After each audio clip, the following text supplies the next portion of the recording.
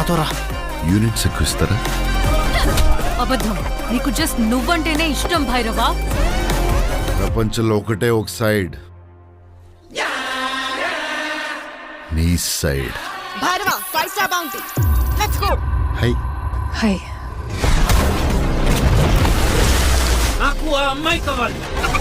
Point ఏంటంటే నేను ఒక్కడనే ఆ అమ్మాయిని తీసుకురాగలను. అంత ష్యూర్?